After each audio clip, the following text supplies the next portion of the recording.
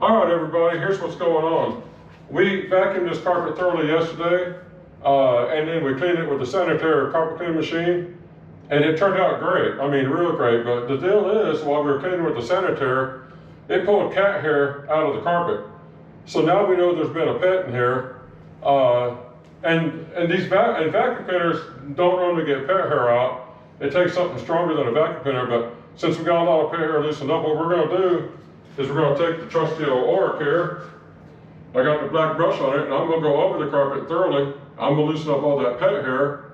Then I'm going to come back here with the Dyson and fill it up.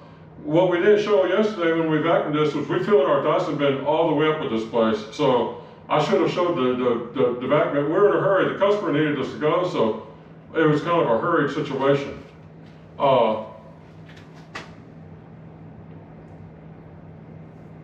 So anyway, it was kind of a weird deal yesterday. But we're going to brush the carpet with the Oreck and get all the pet hair from the bottom up, and then we're going to run the Dyson over the vacuum. So we'll get started right now.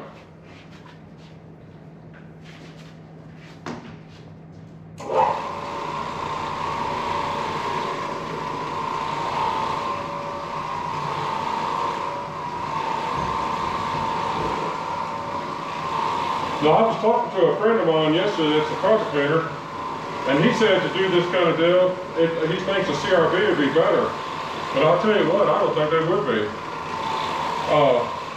I like a vertical brush that jams down into the bottom of the carpet over a horizontal brush that floats across the top. Now, I may be wrong, but I think I'm not. I think this is better than a CRV for this kind of stuff.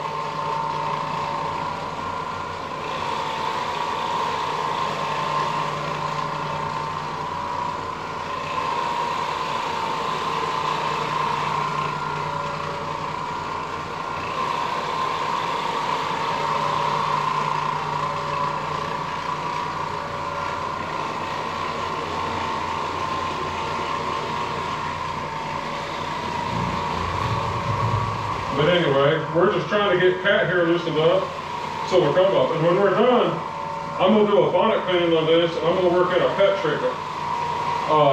Here's the thing. If you're a carpet cleaner and you're new to this, if you go to someone's home and you do something where pet hair pops up, I guarantee you got urine contamination, you just don't know about it.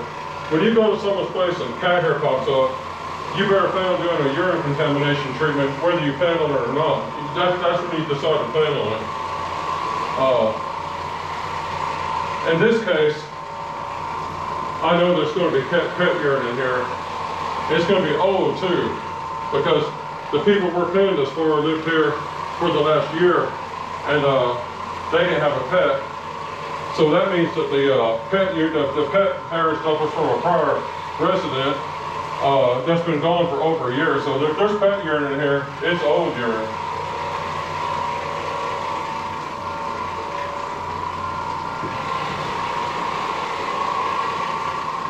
So, but yeah, if you're new to carpet cleaning, anytime you go to a place and you start finding pet hair, it's time to figure you need to do a urine treatment whether you know it or not. That's how you know there's pet hair.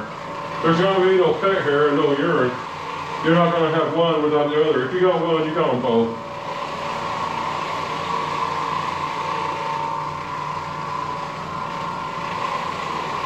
And yeah, this takes a little extra time, but it's more guaranteed to get your work done right.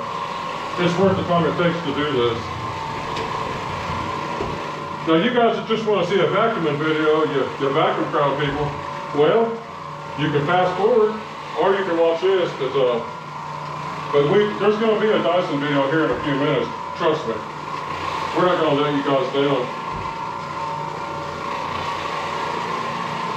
And for those of you who like bonnet cleaning, there's going to be a bonnet cleaning video too. Just a second here. I'm just pulling some more cord in.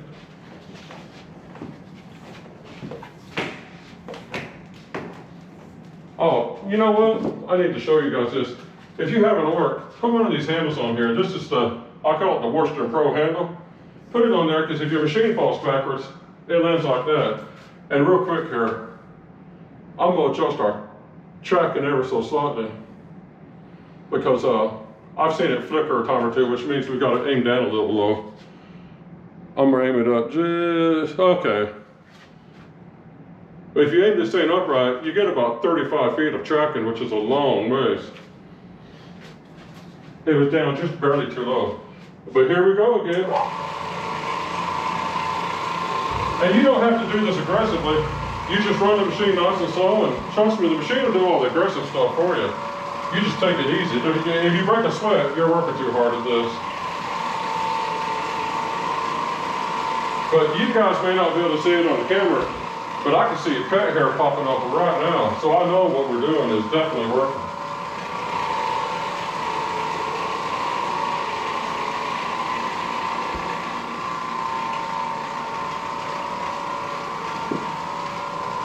The one thing I like about using the Oreck over a vacuum or a carpet shampoo is I can talk over the Oreck.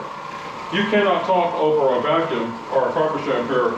Although me and Joe are talking about getting some of those DJI wireless mics, and with those they deafen the sound so you can talk while you're running a vacuum cleaner. So we're probably going to do that in the future so we can talk while we vacuum. Even though we try to let people hear the vacuum cleaner, but sometimes you want to talk. So, we cleaned this yesterday. I'm gonna tell you guys, this carpet's beautiful. It doesn't need a cleaning. It's very clean, and it turned out great. But it does need a pet treatment, so it's getting a cleaning anyway. Now, I normally like to, when I can, I normally like to clean with an extractor, and I like that center there. I like to clean with an extractor, and then I like to follow up with a bonnet cleaning. We were, I can get it. We were restricted on time yesterday because, over here. Okay, right here, we're done. We were restricted on time because the customers, they kind of needed us to get a job done. No, up there, because I'm going to head. I want to get this corner so you can see everything. All right. We were restricted on time, or we could have done this yesterday, but we really didn't have the chance. Someone asked me in a Facebook group, why didn't you do the whole thing at the same time? It's like, well, the customer was limited on time for us to be here, so plus when we come back the second day, you can charge for a return visit. There's nothing wrong with that.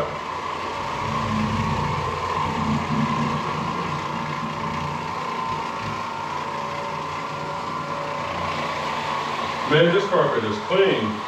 The truth is, if it wasn't for this pet stuff, I come in here, I wouldn't even touch the carpet. But it don't need post vacuum or nothing, except for all this pet hair. Now, when we vacuumed today, I did one pass over it yesterday. I'm gonna go double pass. I'll do it two or three passes today. I'm not gonna play around. I'm gonna do a super vacuum.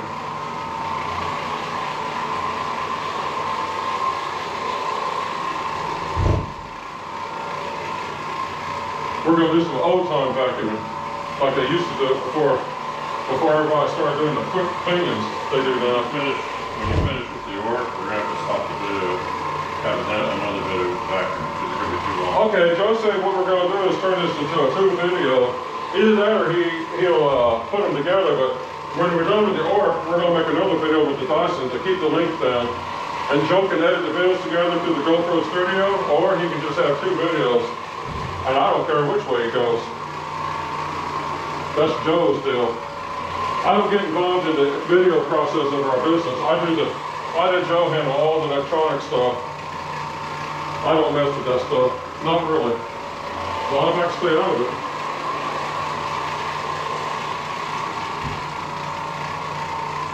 That ought to be about ready for a killer vacuum job. How much time's this video now? Can you see? You're at 9.5 minutes. Okay, and the vacuum video is going to be at least as long. Yeah, so that's... Because I'm gonna get down on that vacuum. Okay, I'm going to go ahead and kill the camera here. Let me through the... And this video, we'll come back with the Dyson and make another video, so... Okay. Stay tuned.